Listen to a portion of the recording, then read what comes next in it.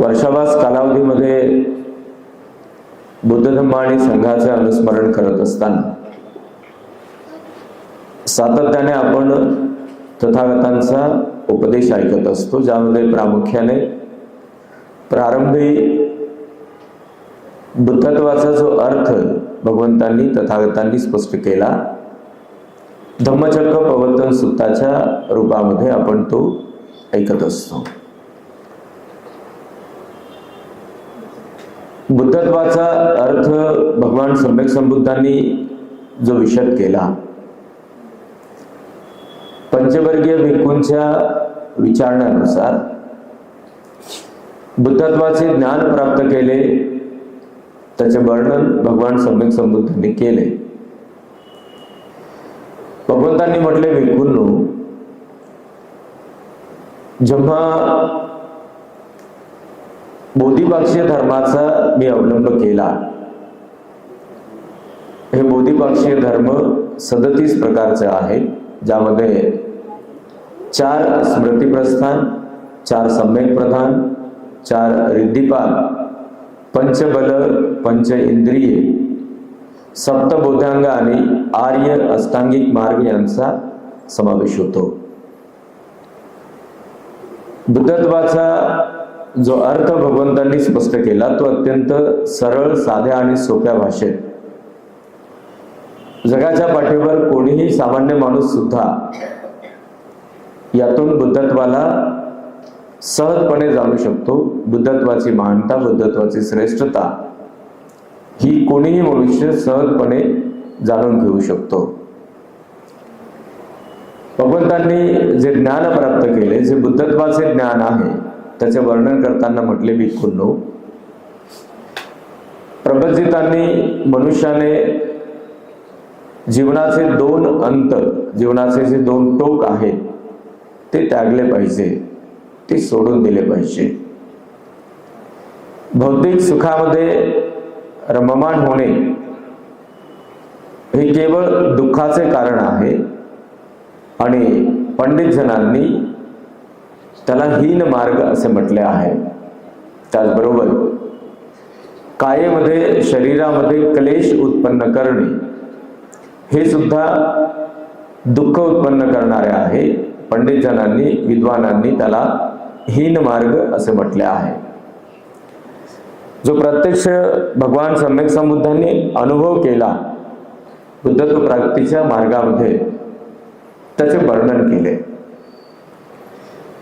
बुद्धत्वाचा जो अनुभव आहे तो आपण जाणू शकतो. पूर्वी राजपुत्र असताना सिद्धार्थांनी महाराज शुद्धोधनाच्या नियोजनानुसार अनेक प्रकारचे भौतिक सुख पाहिले. जरी सिद्धार्थ त्यामध्ये रमले नाही, वर्षा ऋतूमध्ये, वेगवेगळ्या ऋतूमध्ये, वेगवेगळ्या ठिकाणी अत्यंत शोभनीय आणि रमणीय असे राजवाडे सिद्धार्थाकरिता महाराज शुद्धोधनांनी तयार केलेले होते, ज्यामध्ये सर्वच प्रकारच्या भौतिक सुविधा होत्या, ज्यामध्ये मनोरंजक अशा अनेक गोष्टी महाराज शुद्धोधनांनी सिद्धार्थाकरिता त्या ठिकाणी उपलब्ध केल्या होत्या, जेणेकरून सिद्धार्थाने ग्रहत्याग करू नये आणि सिद्धार्थाने गृहस्थाश्रमीच राहावे. सिद्धार्थाने त्याचा उपभोग घेतला नाही, एक क्षण सुद्धा सिद्धार्थ त्यामध्ये रमले नाही. परंतु त्या भौतिक साधन सामग्रीचा त्यांना उपयोगही झाला नाही आणि ते दुःखाचेच कारण आहे असे त्यांनी त्यावेळेला सुद्धा अनुभवले. पुढे महापरिनिष्क्रमणानंतर सिद्धार्थांनी वेगवेगळ्या आश्रमात कठोर आणि कठोर, अत्यंत कठोर तपश्चर्या केली आणि आपण पाहिले, ज्यामध्ये त्यांनी अगदी अन्न त्याग सुद्धा केला. शरीराला विश्रांती देण्याचे सुद्धा त्यांनी अनेक दिवसपर्यंत टाळले, ज्यामुळे शरीर पूर्णतः क्रश झाले, अस्थिपंजर झाले. या अशा प्रकारच्या तपश्चर्येमुळे शरीरामध्ये वेगवेगळ्या प्रकारचे क्लेश उत्पन्न होत होते आणि सिद्धार्थांनी त्यावेळेला एका नाच गाणे करणाऱ्या मंडळीचा संवाद ऐकला, जे तेथून जवळूनच जात होते. त्यामध्ये जी नर्तकी असणारी स्त्री होती, वीणावादक असणाऱ्या पुरुषाला असे म्हणाली की विणेचा तार तू कधी कधी अधिक जास्त कसत असतो, टाईट करत असतो, ज्यामुळे मध्येच विणेचा तार तुटतो आणि श्रोत्यांच्या मनोरंजनाचा खोळंबा होतो. किंवा कधी कधी विणेचा तार तू सैल सोडतो, ज्यामुळे विणेतून येणारा स्वर हा मधुर नसतो, गोड नसतो आणि त्यामुळे श्रोत्यांचे योग्य असे मनोरंजन होत नाही. त्याकरिता विणेचा तार तू तेवढाच ठेवला पाहिजे, तेवढाच कसला पाहिजे की तो तुटणार नाही आणि त्यातून स्वर सुद्धा मधुर निघेल. तो संवाद सिद्धार्थाच्या कानावर पडला आणि सिद्धार्थाने स्वतःबद्दल चिंतन केले की आपल्या या शरीराचे विणेच्या तारेप्रमाणे झाले. पूर्वी राजपुत्र असताना सैल सुटलेल्या विणेच्या तारेप्रमाणे भौतिक साधन सामग्रीमध्ये, भौतिक सुखसुविधांमध्ये आपले आयुष्य गेले. महापरिनिष्क्रमण केल्यानंतर ही जी कठोर तपश्चर्या आपण धारण केली, त्यामुळे जसा विणेचा तार केव्हाही तुटू शकतो, त्यामुळे या शरीराचा कोणत्याही क्षणी मृत्यू होऊ शकतो. आणि असे झाले तर मग मात्र आपणाला जो मार्ग शोधावायचा आहे, जे ज्ञान प्राप्त करावायचे आहे, ते आपणाला प्राप्त करता येणार नाही, तो मार्ग आपणाला हस्तगत करता येणार नाही. आणि त्यावेळेला त्यांनी मध्यम मार्गाची निवड केली. तेव्हा भगवान म्हणाले, भिक्खूंनो, जीवनाच्या या दोन्ही अंताचा त्याग करून मी मध्यम मार्गाचा अवलंब केला. काय आहे बरे मध्यम मार्ग? मध्यम मार्ग म्हणजे दुसरे तिसरे काही नसून तो आर्य अष्टांगिक मार्ग आहे. ज्या आर्य अष्टांगिक मार्गामध्ये सम्यक दृष्टी, सम्यक संकल्प, सम्यक वाचा, सम्यक कर्मांत, सम्यक आजीविका, सम्यक व्यायाम, सम्यक स्मृती आणि सम्यक समाधी यांचा समावेश होतो. या श्रेष्ठ अशा 8 अंगांनी युक्त असलेल्या मार्गाला भगवंतांनी मध्यम मार्ग असे म्हटले. मध्यम मार्गाचा अवलंब करूनच बुद्धत्वाच्या दिशेने वाटचाल केली आणि त्यावेळेला बोधिपाक्षीय धर्माचा आधार होता. सुजाताने दिलेली खीर सेवन केल्यानंतर सिद्धार्थाच्या चित्तामध्ये, शरीरामध्ये जी ऊर्जा उत्पन्न झाली, त्या ऊर्जेच्या साहाय्याने या बोधिपाक्षीय धर्माचा अवलंब करत करत मध्यम मार्गाच्या साहाय्याने, मध्यम मार्गाचा अवलंब करत करत बोधिपाक्षीय धर्माच्या साहाय्याने एका आठवड्यातच महाबोधी वृक्षाखाली अधिष्ठान धारण केल्यापासून एका आठवड्यातच वैशाखी पौर्णिमेच्या रात्रीला 3ऱ्या प्रहरी सिद्धार्थांनी सम्यक संबोधीचे ज्ञान प्राप्त केले, जे बुद्धत्वाचे ज्ञान होते. पंचवर्गीय भिक्खूंना भगवंतांनी असे वर्णन करून सांगितले की भिक्खूंनो, हा मध्यम मार्गच दिशा दर्शविणारा आहे. हा मध्यम मार्गच सर्व प्रकारच्या दुःखावर मात करण्याकरिता बल देणारा आहे. हा मध्यम मार्गच मनुष्याला सर्व सुखाची अनुभूती देणारा आहे. तेव्हा भिक्खूंनो, या मध्यम मार्गाचा अवलंब करत असताना जी श्रेष्ठ सत्ये माझ्या दृष्टीस पडली, दृष्टी म्हणजे ही मांस चक्षुची दृष्टी नाही, हाडामासाची दृष्टी नाही, तर ती आंतरिक दृष्टी, ज्याला सिद्धांत किंवा सैद्धांतिक दृष्टी असं म्हटलेलं आहे, वैचारिक दृष्टी. भिक्खूंनो, ही दृष्टी उत्पन्न झाली. ही दृष्टी उत्पन्न झाली की दुःख हे सर्वश्रेष्ठ सत्य आहे. दुःख हे सर्वश्रेष्ठ सत्य याकरिता आहे की हे दुःख सार्वजनीन आहे, सार्वत्रिक आहे, सार्वकालिक आहे आणि म्हणून ते सर्वश्रेष्ठ आहे. भगवंतांनी या श्रेष्ठ सत्याला जाणल्यानंतर हे दुःख काय आहे, हे दुःख कसे आहे, दुःख म्हणजे काय, भगवंतांनी ते जाणले. सिद्धार्थाने हे जाणत असताना बुद्धत्वाच्या ज्ञानमार्गामध्ये या सत्याचे वर्णन केले. दुःख जातिपि दुःखा, जरापि दुःखा, व्याधिपि दुःखो, मरणंपि दुःखं, अप्पियेहि संपयोगो दुःखो, पियेहि विपयोगो दुःखो, यंपिच्छं न लभति तंपि दुःखं संकित्तेन पंचोपादान खंदा दुःखा. भगवंतांनी दुःखाची व्याख्या केली, दुःखाचा अर्थ सांगितला. जन्मजातच हे दुःख आहे. हा जन्मच दुःख भोगण्यासाठी होतो, परंतु हे दुःख आहे म्हणून जन्मभर दुःख भोगण्यापेक्षा त्या दुःखातून मुक्त झाले पाहिजे आणि त्यासाठी मनुष्याने प्रयत्न केले पाहिजे. हे दुःख आहे, हे सत्य आहे, त्याचा स्वीकार करून या जन्मानंतर आलेलं म्हातारपण हे दुःख आहे. वृद्धत्व हे दुःख आहे. वृद्धत्वाची व्याख्या भगवंतांनी केली. डोक्याचे केस पिकणे, गळून पडणे हे वृद्धत्व आहे. मुखातील दात गळून पडणे हे वृद्धत्व आहे. डोळ्याची दृष्टी जाणे हे वृद्धत्व आले. कानाला बहिरेपण येणे हे वृद्धत्व आहे.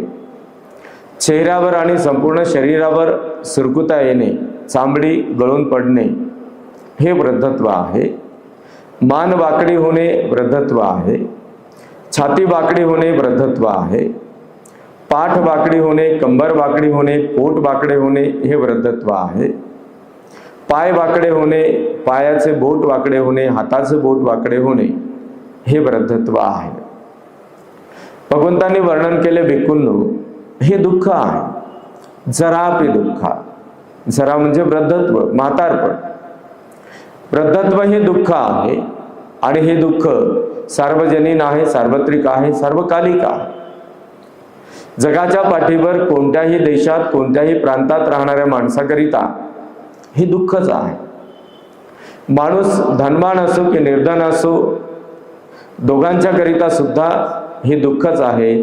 अथवा माणूस मध्यम असो, त्याच्याकरिता सुद्धा हे दुःखच आहे आणि हे सत्य आहे.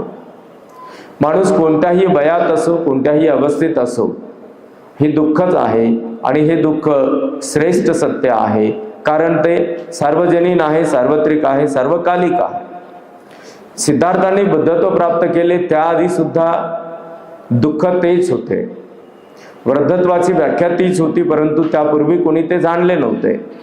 पुब्बे अननसु ते सुधम्मेसु, पूर्वी अनुश्रुत होता हा धम्म, म्हणजे कोणीही ऐकलेला नव्हता. जर कोणी ऐकलाच नाही तर अर्थात कोणी त्याला सांगितलेले नाही. हा पूर्वी अनुश्रुत असलेला धम्म म्हणजे पूर्वी सुद्धा हे दुःख होते.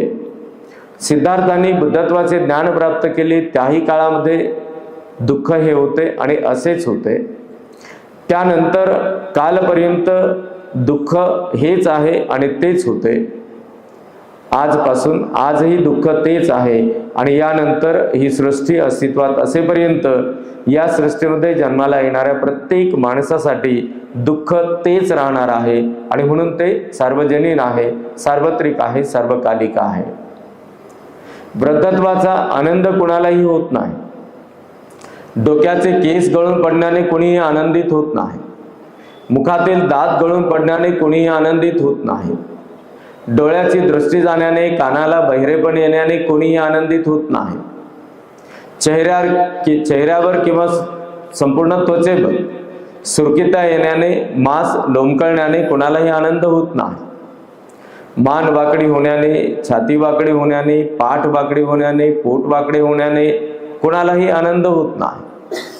कंबर वाकडी होण्याने, पाय वाकडे होण्याने, पायाचे आणि हाताचे बोट वाकडे होण्याने कुणालाही आनंद होत नाही आणि म्हणून हे दुःख श्रेष्ठ असे सत्य आहे. ते सर्वांच्या करिता समानार्थी आहे. भिक्खूंना भगवान म्हणाले, भिक्खूंनो, हे सत्य आहे. व्याधी हे दुःख, आजारपण हे दुःख आहे.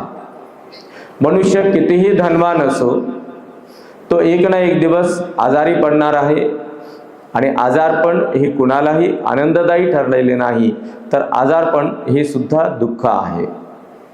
आजारपण कोणत्या स्वरूपातील?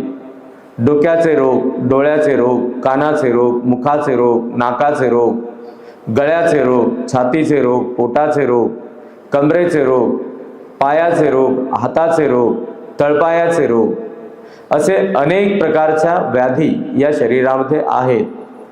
आणि त्यातून कोणाचीही सुटका नाही. माणूस सौंदर्यवान असो, धनवान असो, जगाच्या पाठीवर कोणत्याही प्रांतामध्ये, कोणत्याही देशामध्ये राहणारा असो, कोणत्याही अवस्थेत असो, कोणत्याही वयात असो, कोणत्याही स्थळी राहणारा असो, व्याधी हे दुःख सर्वांच्या करिता आहे आणि ते समान आहे. ते सार्वकालिक आहे, सार्वजनीन आहे आणि सार्वत्रिक आहे. आणि म्हणून भिक्खूंनो, हे सत्य आहे आणि ते श्रेष्ठ सत्य आहे. साधारण सत्य नसून ते श्रेष्ठ सत्य आहे, कारण ते सार्वजनीन आहे, सार्वत्रिक आहे, सर्वकालिक आहे. भगवंतांनी भिक्खूंना म्हटले की भिक्खूंनो, व्याधी हे दुःख आहे, मरणम हे दुःख, मृत्यू हे दुःख आहे. मग मनुष्य सौंदर्यवान असो, धनवान असो, निर्धन असो, कुरूप असो, शिक्षित असो, अशिक्षित असो, कोणत्याही प्रांतामध्ये, देशामध्ये राहणारा असो, कोणत्याही कुळात जन्माला आलेला असो, कोणत्याही वयात असो आणि कोणत्याही अवस्थेत असो, मृत्यू म्हटलं की मनुष्य हा त्यामुळे दुःखी होतो. कुणालाही असे वाटत नाही की मला मृत्यू यावा आणि मृत्यूमुळे मला आनंद होतो. कुणालाही असे वाटत नाही की मृत्यू हा आनंददायी आहे. आणि म्हणून भिक्खूंनो, मृत्यू हे दुःख आहे. मृत्यू हे दुःख आहे, हे सर्वांच्या करिता आहे, सार्वजनीन आहे, सार्वत्रिक आहे, सार्वकालिक आहे. उत्पन्न होणाऱ्या सर्वच्या सर्व सत्वरूपांच्या करिता ती समानार्थी आहे. आणि म्हणून भिक्खूंनो, हे श्रेष्ठ सत्य आहे. या सत्याचा बोधिसत्वाला, सिद्धार्थाला आविष्कार झाला आणि तेच बुद्धत्वाचे ज्ञान ठरले. केवळ एवढेच नाही, यम न लभती तंपि दुःखम.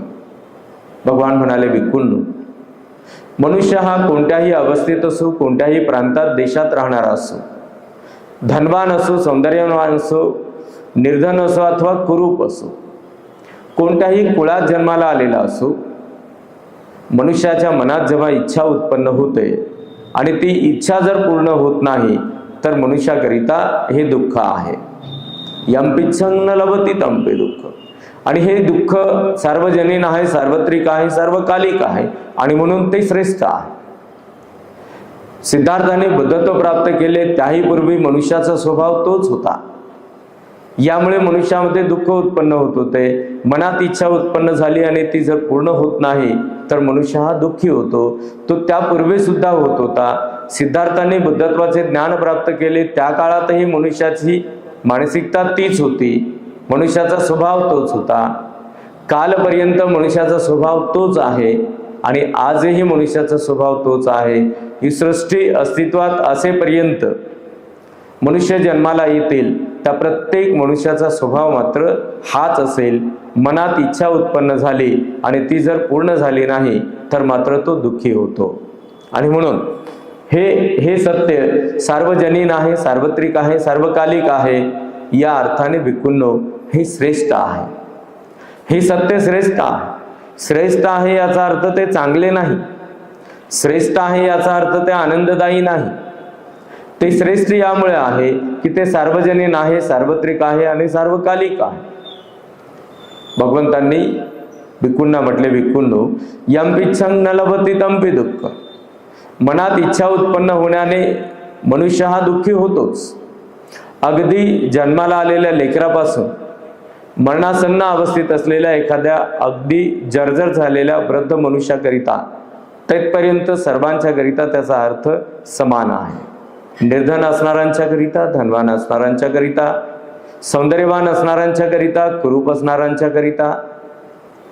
एखादे अत्यंत बालवयात असलेले बालक, एका आठवड्याचे असलेले बालक, जर त्याला तुम्ही उन्हात ठेवाल तर उन्हाचे झटके त्याला नको असतात. त्याला असे वाटू लागते की मला सावलीत न्यावे आणि उन्हातच ठेवल्यामुळे त्याच्या मनाच्या विरुद्ध होते आणि ते आक्रोश करू लागते.